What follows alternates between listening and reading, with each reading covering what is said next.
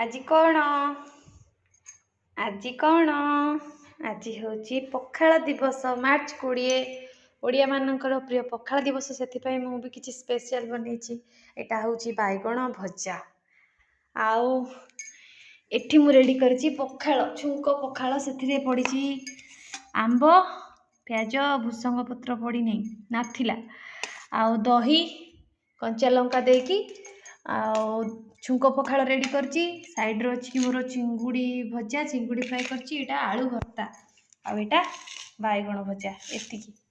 ଏତିକି ମୋର ପଖାଳ ପାଇଁ ମୁଁ ରେଡ଼ି କରିଛି। ଆଜି ମୁଁ ମାର୍ଚ୍ଚ 20ରେ ପଖାଳ ଦିବସ ମନେଇବି। ଆପଣମାନେ ବି ଖାଆନ୍ତୁ, ଏନ୍ଜୟ କରନ୍ତୁ। ହାପି ପଖାଳ ଦିବସ।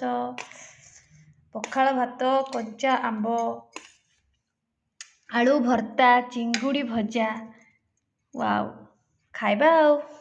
ପଖାଳ ତ ଏମିତି ମୋତେ ଅଲ୍ ଟାଇମ୍ ଫେଭରେଟ୍। ଆଜି ପୁଣି ସ୍ପେଶିଆଲ ତାର ପଖାଳ ଦିବସ। ଏ ଦିନରେ ନ ଖାଇକି ମୁଁ ରହିପାରିବି? ଲୋ ବୋପାଲୋ, ନାଇଁରେ ନାଇଁ, ହେଇପାରିବ ନାଇଁ।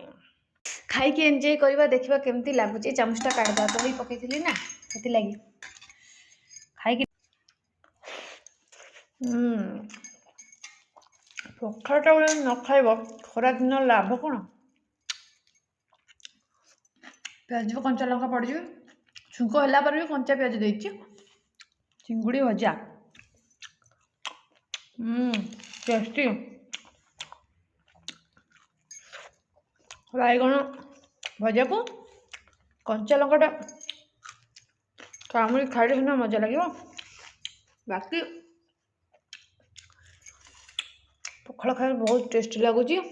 ଏନ୍ଜୟ କରୁଛି। ଆପଣମାନେ ସମସ୍ତେ ଆଜି ପଖାଳ ଖାଇଥିବେ, ଯେହେତୁ ଆଜି ପଖାଳ ଦିବସ। ବହୁତ ରେୟାର ଲୋକ ଆଜି ଖାଇଥିବେ ଗରମ। ଖରାଦିନ ହେଲାଣି ଭାଇ, ପଖାଳ ଖାଅ, ଏନ୍ଜୟ କର।